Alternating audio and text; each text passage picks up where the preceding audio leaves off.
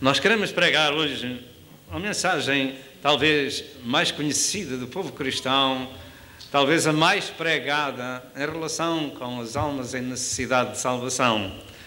Nós temos uma mensagem a quem demos o título de Os 3 Estados Espirituais do Homem. Os 3 estados espirituais do homem. Assim, ao contemplarmos as Escrituras que hoje ouvimos, nós deparamos com um dos meios mais eficazes que nosso Senhor Jesus Cristo usou para ensinar estas 3 coisas que são de transcendência para a vida daquele que ouve o Evangelho e que deseja um dia estar no céu. Primeiro, o homem no seu estado inocente. Segundo, o homem no seu estado rebelde, estado de pecado contra o seu Deus, seu Criador. E em terceiro lugar, o homem no seu estado de arrependimento e reconciliação com Deus. Entre as muitas parábolas que Jesus ensinou, esta é aquela que eu posso ver na vida do homem representada nestes 3 aspectos espirituais. Isto é, o inocente, em paz com Deus, na casa do Pai. Como aquela história que disse Jesus acerca dos meninos, que disse: deixai-os vir a mim e não os impeçais, porque dos tais é o reino de Deus. Estado de inocência. Todo homem que venha a este mundo, diz a Bíblia Sagrada, que venha em pecado. Mas a Bíblia Sagrada também diz: deixai vir a mim os meninos. E quem não se fizer como este menino, ninguém entrará, ou de modo nenhum entrará no reino de Deus. Deus não é injusto e não imputa pecado a quem o não conhece. Mas vem o tempo na vida do ser humano que todos caem nesta desgraça da tentação de pecar contra o seu Criador. O segundo estado compreende-se como sendo a queda do homem na vida de pecado, representando assim a queda de todo o homem que deixou de ter comunhão com Deus. Vem o dia em que se cumpre nele aquilo que nós ouvimos deste jovem que saiu da casa do Pai e caiu. Terceiro lugar, terceiro estado espiritual. Este estado representa o arrependimento do pecador que, depois de ter sofrido tanto fora da casa do Pai, fora da comunhão com Deus, se levanta, toma uma resolução, cai em si, começa a pensar naquela comunhão que tinha antes com Deus e volta choroso, pedindo misericórdia a Deus e reconciliação, e assim é reconciliado com Deus com uma festa. Assim a alegria no céu por um pecador que se arrepende. A Bíblia Sagrada diz pela boca de Jesus que há alegria no céu por uma alma que se arrepende, que se salva, mais do que por 99 justos que não precisam de arrependimento. Uma parábola é uma comparação, um paralelo, uma narração curta para ensinar uma verdade sagrada, espiritual. Uma parábola ensina verdades celestiais. O desenrolar da história revela-nos um quadro que se forma diante de nós. E quantas vezes esse quadro é a história da nossa própria vida. Desta maneira nós ficamos muitas vezes compreendendo como Deus usa estas ilustrações para nos chamar à realidade dos factos e salvar as almas que um dia deixaram ao Senhor pelo conhecimento do pecado. Volto a dizer: deixai vir a mim os pequeninos, porque deles é o reino dos céus. Todos aqueles que vêm a este mundo, antes de ter conhecimento do pecado, eles pertencem a Deus. Assim o pai destes 2 jovens representa o Senhor, Deus que os criou e criou-os livres para que eles decidissem a sua vida, soubessem contudo que tinham que dar contas ao seu Criador pelos seus atos que fizessem durante o tempo que Deus lhe dá de vida. Esta é a história do Criador e dos seres criados, narrada em curtas palavras nesta história do filho pródigo. Ao lermos a palavra de Deus, diz que a Bíblia diz que todos pecaram e destituídos estão da glória de Deus e, portanto, se fizeram inúteis. Quer dizer que o homem passa do estado de inocente para o estado de pecado e, portanto, passa a ser uma pessoa inútil. E está destituída da glória de Deus. A menos que se cumpra nele o terceiro aspecto, essa alma vai para um lugar de sofrimento eterno, chamado nas Escrituras de Hades, ou inferno. A Bíblia diz que não há um justo nem um sequer, porque todos têm que passar pelo mesmo crivo ou pelo mesmo funil. Só Deus, em Cristo Jesus, nos pode justificar pelo sangue que Ele verteu no Calvário. A Bíblia diz, seja Deus verdadeiro e todo homem mentiroso. Mas também nos revela as Escrituras que houveram homens que, apesar de pecadores, foram achados justos aos olhos de Deus.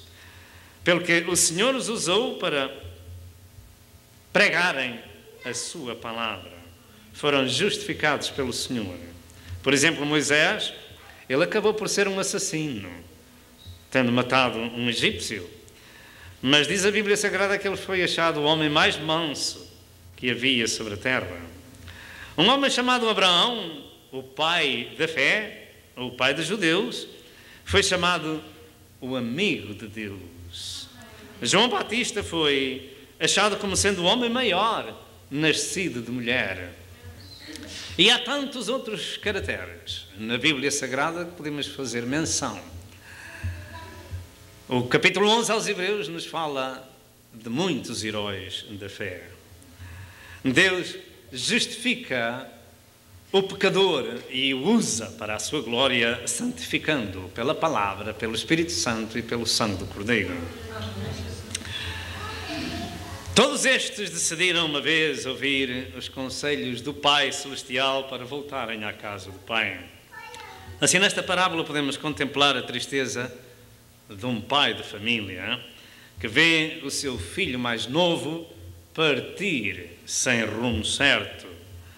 E eu perguntarei quantos nestes dias estão nesta situação, deixando a casa dos pais, mesmo literalmente falando, deixando a casa dos pais, não dando valor aos seus progenitores, andando por um caminho errado, não querendo a supervisão dos pais.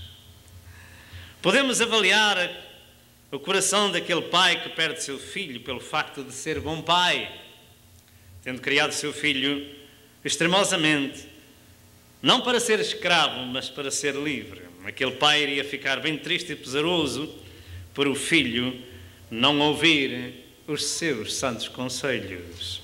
Este é o quadro que Deus contempla todos os dias de almas que deixam a companhia do seu Criador. Criei filhos e exalcei-os, diz a Bíblia, mas o Senhor diz, eles prevaricaram contra mim.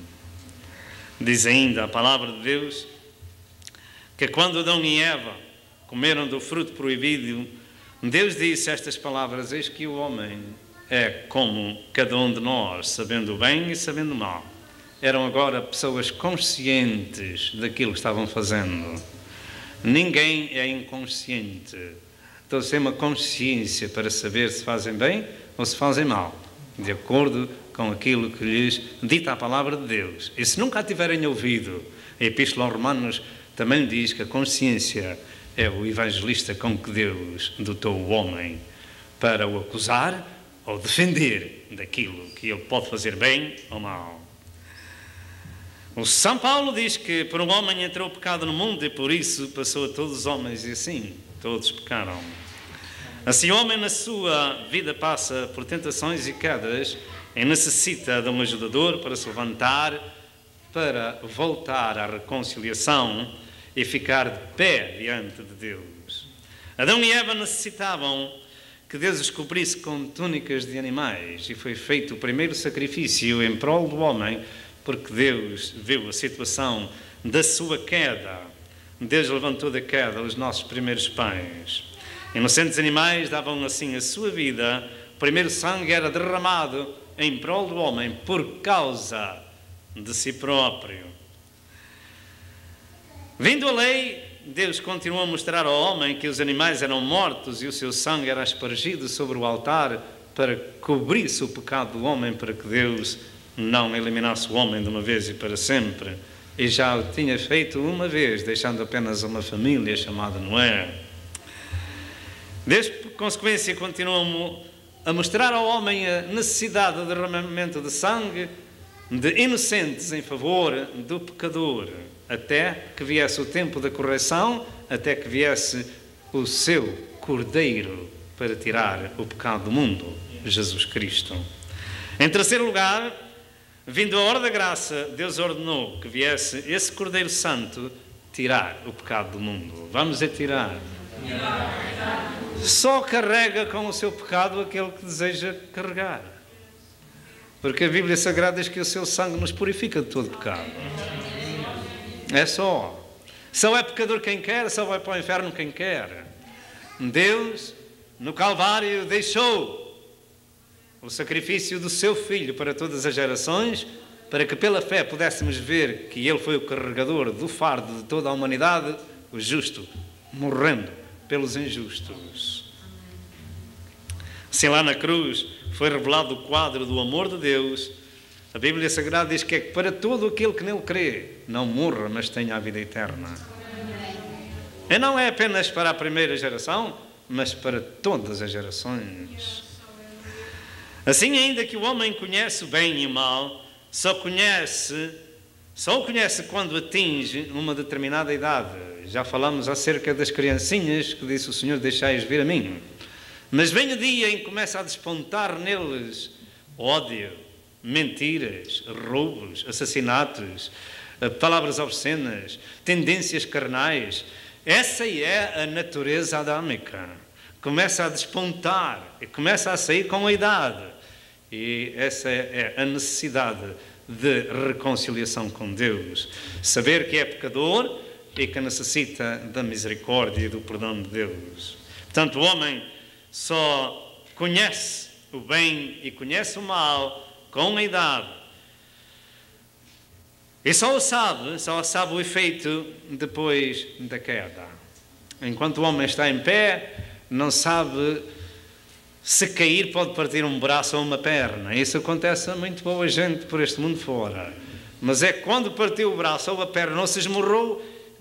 Porque é que me aconteceu isto? É porque eu caí. Essa é a resposta.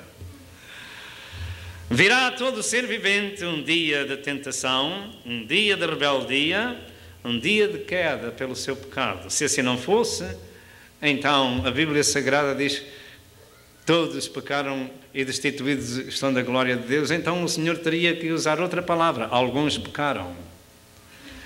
Mas a Bíblia Sagrada diz que todos, consequência, a todos vem a dificuldade, a tentação e a queda, e todos têm necessidade de se levantarem dessa situação.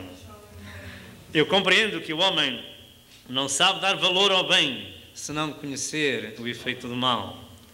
O homem só sabe o real valor do pão quando tem fome e não tem que comer. E falando literalmente do pão literal, isso é verdade.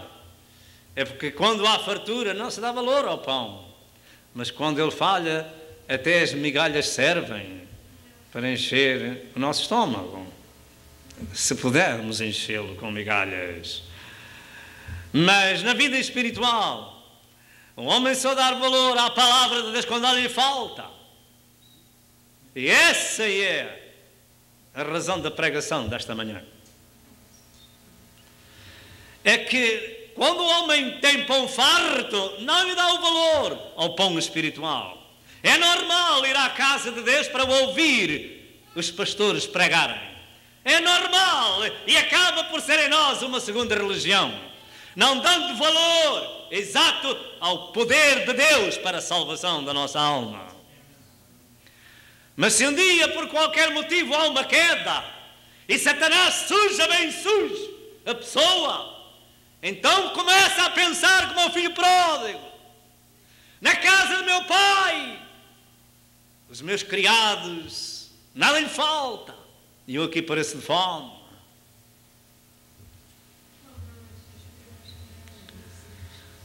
Só se dá real valor ao abrigo quando há temporal. Quando o navegador está no meio do mar e não tem que deitar a mão, e o seu barco vai para o fundo, não pode agarrar a parte de cima e da parte de baixo não